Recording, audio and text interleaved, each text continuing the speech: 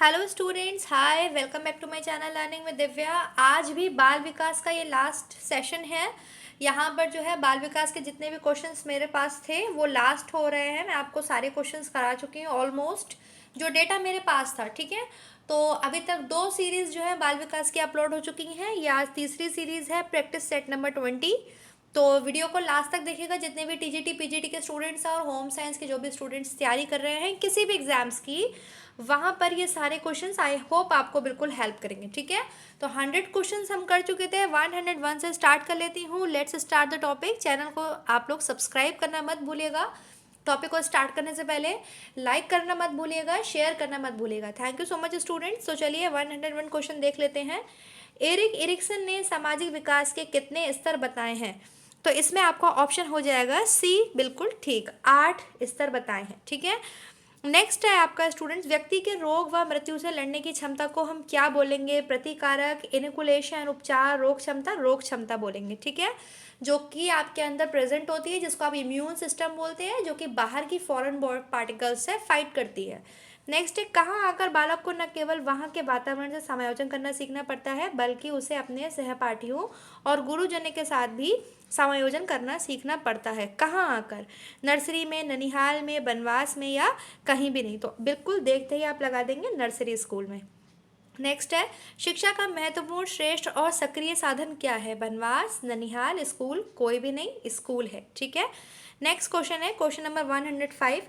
किस अवस्था में बालक की विद्यालय अंतःक्रियाएं परिवार की अपेक्षा अधिक हो जाती हैं? वो कौन सी अवस्था होती है जहाँ पे बच्चा जो है फैमिली से ज़्यादा अपनी विद्यालय की क्रियाओं को जो है ज़्यादा वो देने लगता है? 5 से 6 वर्ष की अवस्था में, 11 से 12, 18 से 19, या किसी भी अवस्था में नहीं? तो इसमें आपका ऑप्शन हो जाएगा 11 से 12 वर्ष की अवस्था में। नेक्स्ट क्वेश्चन देख लेते हैं 106 क्वेश्चन। ये इंपॉर्टेंट क्वेश्चन है स्टूडेंट्स, सारे ही क्वेश्चन होम साइंस से रिलेटेड हैं।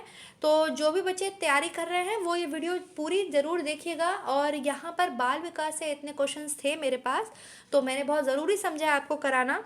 इसको जरूर आप लोग करके जाइएगा। ठीक है, वह बच्चे जिनके परिवार का वातावरण प्रजातांत्रिक होता है अन्य बच्चों की अपेक्षा वो कैसे होते हैं? क्रियाशील होते हैं, बहिर्मुखी व्यक्तित्व वाले होते हैं, मतलब पर्सनालिटी कैसी होती है उनकी? एक्सट्रोवर्ट होते हैं, पढ़ने में कमज़ोर होते हैं, कम क्रियाशील, कामचोर होते हैं?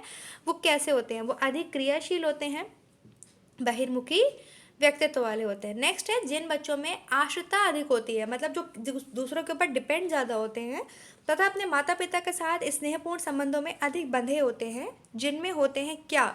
मौलिकता, निर्माणशीलता के गुण अधिक, मौलिकता, निर्माणशीलता के गुण कम, कमजोर, कोई भी नहीं। तो इसमें बी ऑप्शन आपका ठीक हो जाएगा। नेक्स्ट है, क्योंकि जब वो दूसरे के ऊपर डिपेंड है तो वो खुद से तो कोई वर्क कर ही नहीं पाएंगे ना। सामान्यतः शिशुशाला में बालकों और बालिकाओं का नामांकन किया जाता है। कब कब किया जाता है? 2 से 3 वर्ष की अवस्था में, 3 से 4, 10 से, मतलब कब बच्चा पढ़ने बैठता है? तो 3 से 4 वर्ष की आयु होती है जब बच्चा पढ़ने बैठता है, उसका नामांकन, उसका रजिस्ट्रेशन स्कूल में होता है। ठीक है, नेक्स्ट है, शिशुशाला में दिनचर्या का आरंभ बच्चों द्वारा होता है प्रार्थना गीत के साथ, फिल्मी गाना के साथ, भाषण के साथ, या लड़ाई के साथ? बहुत ही इजी क्वेश्चन है, प्रार्थना गीत के साथ। हम सभी ने पढ़ाई की है, हमारे स्कूल की स्टार्टिंग जो होती है वो प्रेयर के साथ होती है। नेक्स्ट है, कौन सा कार्यक्रम शिशुशाला के भोजन कक्ष में संपन्न होता है जिसके दरमियान छात्र छात्राओं को खाने पीने से संबंधित सभी आवश्यक एवं उपयोगी जानकारियाँ उपलब्ध कराई जाती हैं? वो कौन सा ऑप्शन हो जाएगा? सामूहिक जलपान, सामूहिक नृत्य, सामूहिक बातचीत, या कोई भी नहीं? तो सामूहिक जलपान, मतलब वो लोग फूड ले रहे हैं, ग्रुप में सब खा पी रहे हैं। नेक्स्ट है 111 क्वेश्चन नंबर। 3 से 4 वर्ष बच्चों के लिए सामान्यतः प्लास्टिक, लकड़ी से बने पदार्थ, रंगीन पेंसिल्स, ब्लॉक्स, चित्रमयी पुस्तकों एवं अभ्यास पुस्तिकाओं का प्रयोग किया जाता है, नहीं करना चाहिए, या दोनों ही ऑप्शन ठीक है, या कोई भी नहीं सही है? किया जाता है। ठीक है, सारे बच्चे 3 से 4 वर्ष की सब चीज़ वो ब्लॉक्स वगैरह सब बनाते हैं, कलर पेंसिल, उन्हें कलरिंग करना बहुत अच्छा लगता है। किस उम्र के बच्चे को वाद विवाद करने, अभिनय करने, नृत्य, संगीत आदि की शिक्षा दी जाती है? कौन सी उम्र के बच्चे को? तो इसमें आपका ऑप्शन हो जाएगा 5 वर्ष से अधिक उम्र के बच्चे को। ठीक है, नेक्स्ट है, सार्वजनिक स्थलों जैसे रेलवे स्टेशन, डाकघर, बिजली घर, टेलीफोन केंद्र आदि के भ्रमण पर ले जाया जाता है कब? महीने में 1 बार, रोज 5 वर्ष में एक बार, कभी भी नहीं। तो इसमें तो आपका बिल्कुल इजी सा क्वेश्चन है कि महीने में एक बार जो है कम से कम बच्चों की बाहर आउटिंग स्कूल की तरफ से होनी ही चाहिए। इससे क्या होता है, उनमें एक एंथुजियाज्म पैदा होता है और उन्हें अच्छा भी लगता है और बाहर जाकर वो कुछ नया सीखते भी हैं। नेक्स्ट हो जाता है क्वेश्चन 114।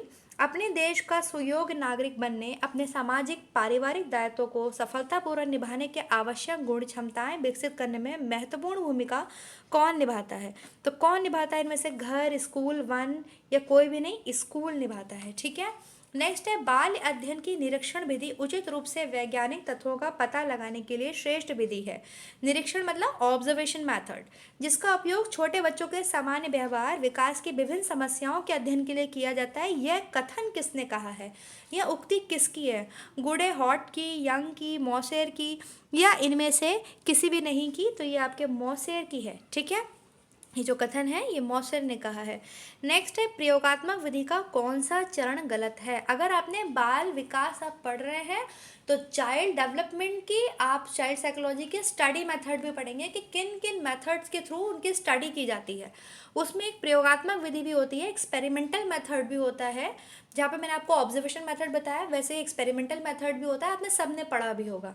तो उसमें कौन सा चरण इसमें गलत है? समस्या का निर्धारण, उपकल्पना तैयार करना, सहभागी अचर नमूने का प्रयोग, उपकरण चर प्रयोग का नमूना, या नियंत्रण निर्देश आंकड़ों से परिणाम निकालना। ऑप्शन नंबर डी जो है वो इसमें गलत है। नेक्स्ट है कौन सी विधि बाल अध्ययन के लिए सबसे अच्छी होती है? यहाँ पे थोड़ा ये कलरिंग हो गई है स्टूडेंट्स, यही ऑप्शन ठीक है।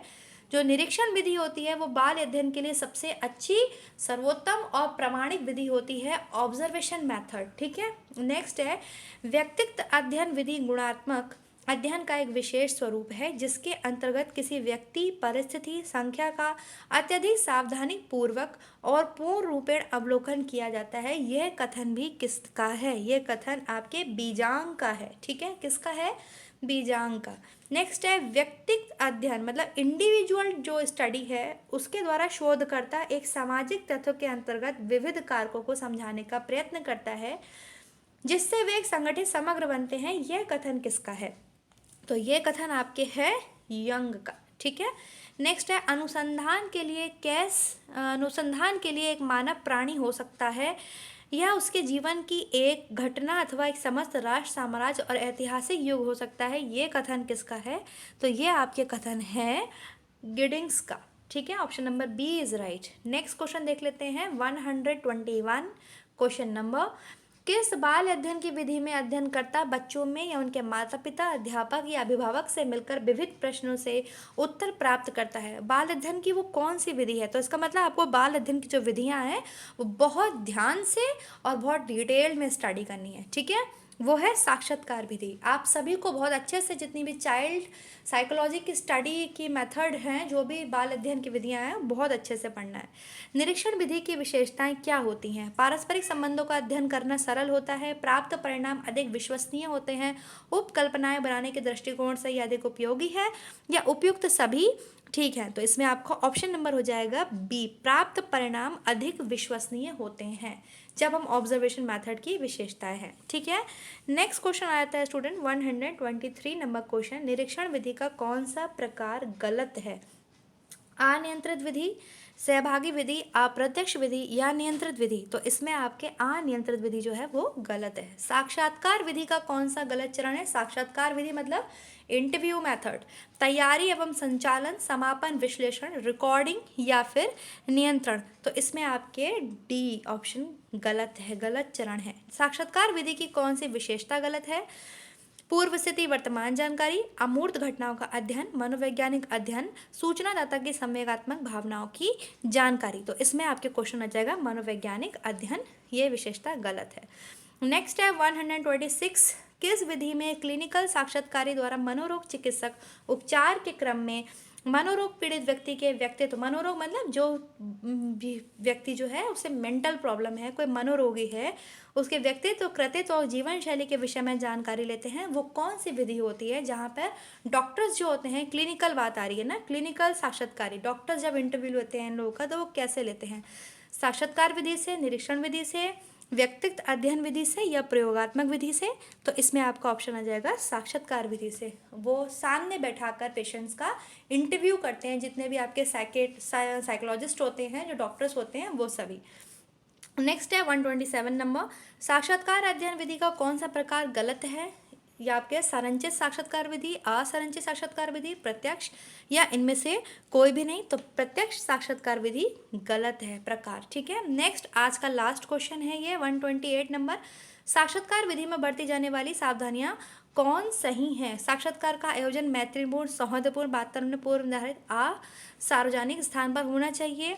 या फिर इसमें आपके आ जाएगा साक्षात्कार की परिस्थिति प्रेरणादायक तथा निर्धारित अवधि तक ही होनी चाहिए। या प्रश्नों की भाषा सरल, सुबोध और सुगम होनी चाहिए। उपयुक्त सभी सही हैं। तो इसमें आपके उपयुक्त सभी सही हैं।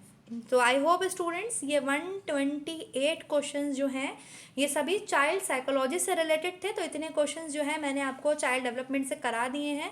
आई होप वीडियो आपको पसंद आया होगा। अगर पसंद आया तो लाइक ज़रूर कीजिएगा। इसके अलावा जो भी स्टूडेंट्स मेरे नोट्स PDF की फॉर्म में लेना चाहते हैं, ये सभी नोट्स जितने भी पुराने और नए नोट्स हैं उन्हें बहुत आसानी से मिल जाएंगे।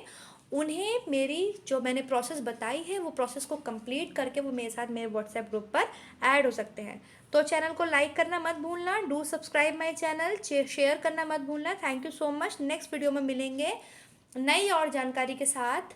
आप सभी का बहुत बहुत धन्यवाद मेरा चैनल देखने के लिए। Thank you so much. Bye students, सभी को कीप इट अप, अच्छे से पढ़ते